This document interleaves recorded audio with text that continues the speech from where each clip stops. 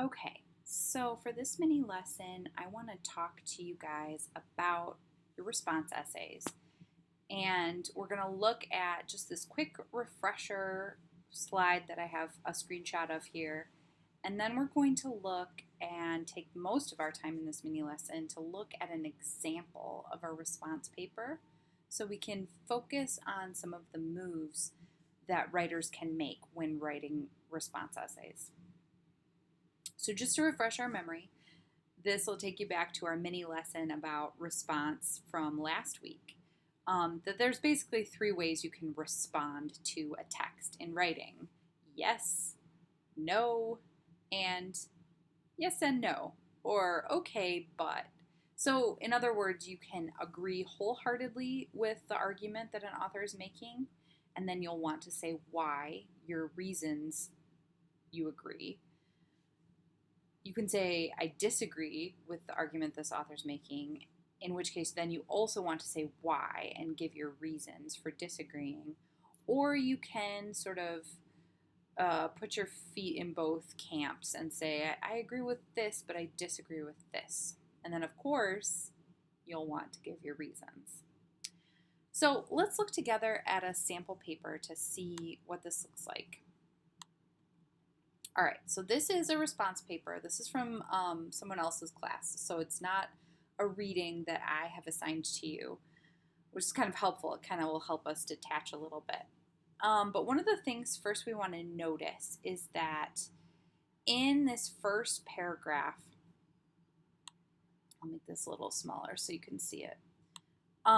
This author is doing a couple of key things that you can totally copy and do in your own response papers.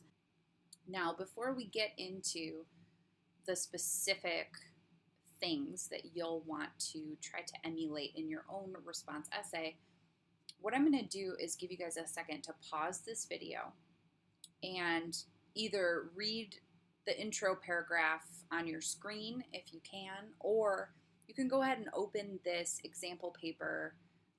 This is also a file on Canvas, so you can open it and take a second to read through the introductory paragraph, and then we'll come back together when you're done reading and we'll talk through it more specifically.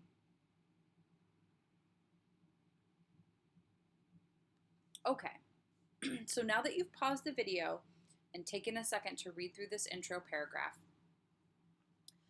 first thing we want to notice is that right off the bat, the writer of this response is making the same kind of moves as we have done in our summary papers, which is introduce the author of the text and the title of the text that they'll be talking about in this paper.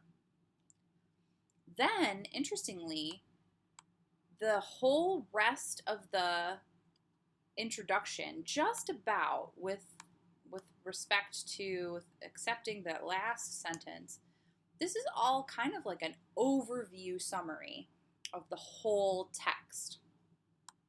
So we see with, of course, using the last name only, because we're not friends with these people. Come on. You just want to use their last name or their full name when you're talking about an author. What they begin arguing, then we get into the main argument of the text. And this takes this writer 2 sentences to pull together the overarching main point of Robinson's piece.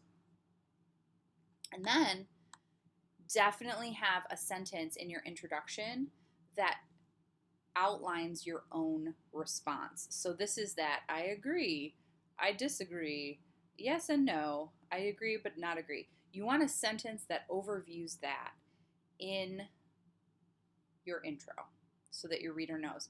And then, as we'll see through the rest of the essay, that will get unpacked and you'll talk about it in more detail. Okay, so let's move on then. We've got our intro, and then let's look at this next paragraph, this first body paragraph.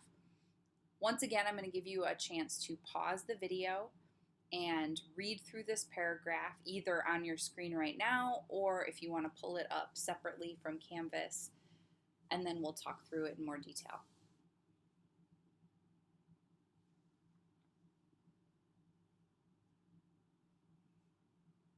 Okay. So what we see here is that the writer of this response paper is going to set up a structure for their paragraphs that you can totally emulate in your response paper. You probably noticed that the first couple of sentences, this writer uses 3 sentences, is a more detailed, like slower, step by step. We're going through the first step of summarizing this text. So we have the first beginning point that Robison brings up. And that takes about 3 sentences to sort of expand upon. And then to finish out the second half of this paragraph is this writer's response to that first point. So comparing and contrasting neurodiverse conditions, particularly honing in on autism as a specific example, the writer of this response says, I agree with Robison that people who we see as disabled neurologically end up being far from disabled in any sense of the word. Now, I just want to take a note and say, don't stop there. A lot of students end their paragraph, they've done a couple sentences of summary, and then they write one sentence that says, I agree. And then they mic drop and walk away. And that's going to leave your reader with a sense of shallowness in your paper. What you want is to definitely state whether or not you agree with the point you just summarized, but then don't stop there. Give your reasons. Remember, we said we got to say why we agree or disagree. So these next 2 sentences show how the writer is reasoning through the agreement. Okay. Now, really quickly, we'll look at one more paragraph to see this pattern repeating itself. And what we'll see is that this same pattern of within a paragraph having a summarized point and a response point kind of coupled together, that's going to hold true throughout the rest of the essay. And then we'll look at the concluding paragraph. But right now, I'm just going to give you a moment to pause the video, read through this next body paragraph, and then we'll come back and talk about it together.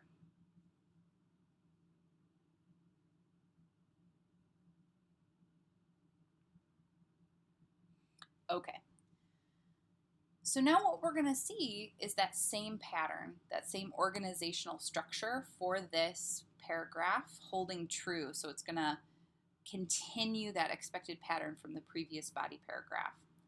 We have, let's see, four sentences here where the writer is, again, summarizing the next point that Robison, the author of the text, is making. The one thing that I don't love about this is that there's no citations at the ends of the sentences where Robison's being directly paraphrased. If it were me, if I had been this person's teacher, I would have tweaked them for that. And so I'm going to say for you guys, don't forget your in-text citations, okay? However, you can definitely emulate how this writer is then going on to not only say that they agree with Robison, but then they're going to say why. Because we should be viewing those we classify as neurologically disabled without any thought, simply as people who think differently and approach them as if they weren't disabled in any form. Not only is this a way of seeing people more logically, but it also comes across as a more friendly way to present yourself to others. So there's several reasons here behind this particular point of agreement. Okay, so I think you guys probably get the gist. I'm going to scroll all the way down and we'll look at this concluding paragraph together. Once again, I'll give you a chance to pause the video, read through this paragraph, and then we'll talk about it together.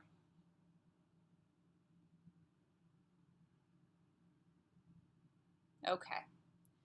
So now that you've had a chance to read through this paragraph, how does it feel different from those body paragraphs we looked at? And how does it feel different or similar to the introduction? once again, we are going back to an overall summary of the Robinson piece and an overall summary of the response. What happens down here is sort of a pulling together of all of the writer's reasons. So all of this is sort of synthesizing all of the reasons why this writer was in agreement with Robinson. The agreement kind of starts up here. There's reason number 1. Neurodiversity and acceptance is not a free pass. It does not entitle you to act out.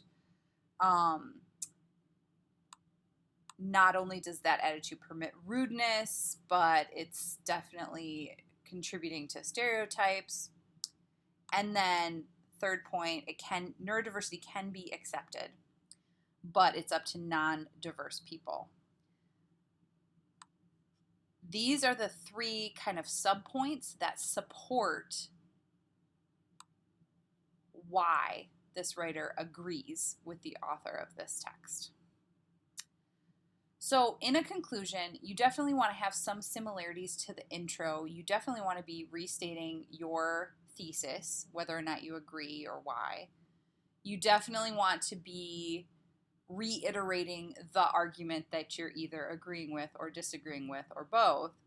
And you want to quickly, in, like 4 to 6 sentences, synthesize all your reasons that you just gave in the body of the paper in a more detailed way. Now you want to say it more succinctly to sort of pull all of them together into your conclusion.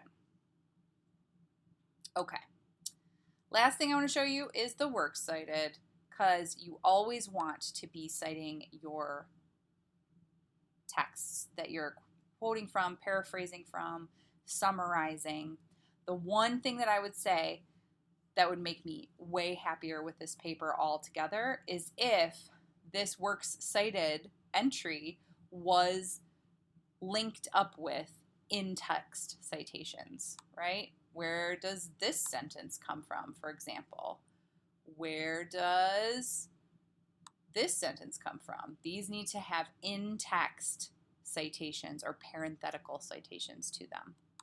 Other than that, I would call this a fairly strong example of a response paper. Of course, it's not perfect. You may have even already recognized a couple little typos, but overall, this is a good template that you can sort of follow or emulate in your own response paper as you work on it this week.